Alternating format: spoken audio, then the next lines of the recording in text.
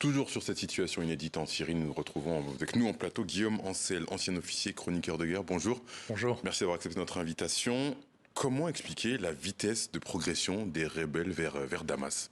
Oui, en fait, c'est pas la chute de Bachar el-Assad, c'est un effondrement auquel on assiste. C'est-à-dire qu'on s'attendait à des jours, voire des semaines de combat. L'attaque a commencé seulement la semaine dernière. Et on regardait comment cette coalition assez hétérogène allait s'affronter avec l'armée syrienne. Et puis d'un seul coup, l'armée syrienne a disparu. En fait, il est très probable que l'armée syrienne ait très bien compris que Bachar el-Assad n'avait pas les moyens de se battre dans la mesure où les Russes ne lui ont pas apporté de soutien. L'armée russe est totalement mobilisée pour la guerre en Ukraine et ça montre surtout que Poutine est beaucoup plus faible qu'il ne le dit sur la scène internationale. Par conséquent, quand l'armée syrienne a compris que son dictateur, le boucher de la Syrie, Bachar el-Assad, s'était tiré, évidemment, ils n'allaient pas se battre pour un pouvoir fantôme. Donc c'est vraiment un effondrement auquel on assiste. Et comme l'a souligné à l'instant Sivosh, c'est un échec pour l'Iran, mais c'est surtout un échec pour la Russie de Poutine, parce que c'est elle qui soutient l'Iran, c'est elle qui soutient tous ses proxys dans la région du Proche-Orient.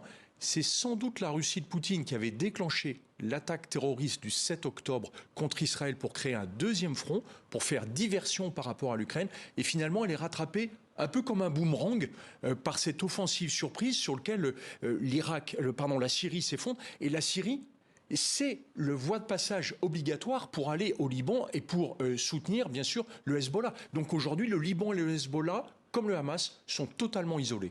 Complètement isolé. Comment on peut interpréter les déclarations du Premier ministre syrien qui s'est dit prêt à discuter, qui parle même d'un nouveau leadership et qui parle même de passation avec les rebelles ? Je crois que, quand on sent que le pouvoir, ou plutôt que le sol s'est dérobé sous ses pieds, on essaye encore de se raccrocher aux branches.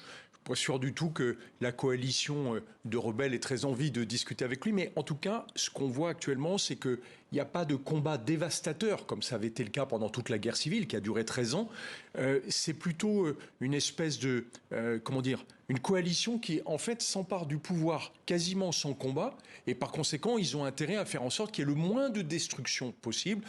Quant à dire qu'il y aura une transition démocratique, il faudrait déjà qu'on sache qui va gouverner maintenant en Syrie.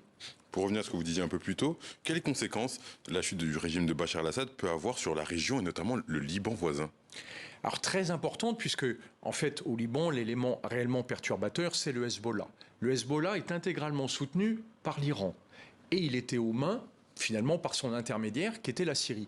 La Syrie a toujours considéré le Liban comme étant une espèce de province de la Syrie. Et par conséquent, le fait que le pouvoir en Syrie s'effondre veut dire que de toute façon, la mainmise du Hezbollah et de l'Iran chiite est terminée. Après, la question, encore une fois, c'est qui va remplacer ce pouvoir en Syrie ? J'imagine pas la Syrie renoncer à jouer un rôle important au Liban, mais ça ne sera plus jamais le même. Il y a une réunion qui s'est tenue hier à Doha sur la question syrienne entre la Russie, l'Iran et la Turquie. Ils ont convenu de demander au gouvernement syrien et aux forces d'opposition d'entamer des pourparlers. Est-ce que ces trois pays peuvent encore peser dans les futures discussions ? Alors en fait, la Turquie joue un rôle assez ambigu, puisque on sait que c'est elle qui a soutenu beaucoup moins clair que les deux autres. Une grande partie de la rébellion, alors que évidemment, elle met en difficulté la Russie et l'Iran. On voit bien Erdogan, le Premier ministre président turc, jouer sur les deux aspects. C'est-à-dire qu'en même temps, il veut discuter avec la Russie et l'Iran, et en même temps, c'est lui qui les a fait trébucher.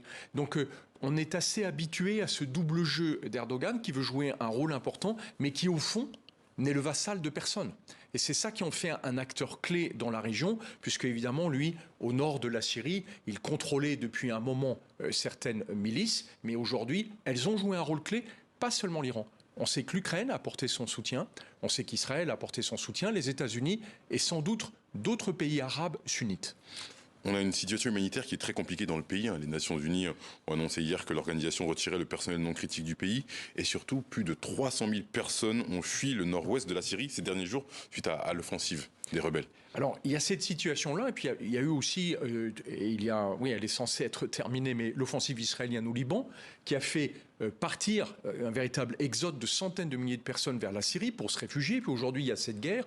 Donc, ce qu'on espère tous, c'est que la situation va se stabiliser très vite pour que justement les ONG puissent intervenir. Et puis surtout, il faut stabiliser la situation en Syrie pour que les gens puissent retrouver une vie à peu près normale. Il faut se souvenir que Bachar el-Assad a fait tuer sans doute plus de 500 000 personnes. Je ne parle pas des dizaines de milliers de personnes qui ont été torturées honteusement, mais ça a vraiment été un boucher pour la Syrie pendant son règne, alors qu'au départ, il devait être médecin ophtalmologiste. Merci Guillaume Ancel d'avoir répondu à nos questions. Je rappelle que vous êtes ancien officier et chroniqueur de guerre. Merci beaucoup.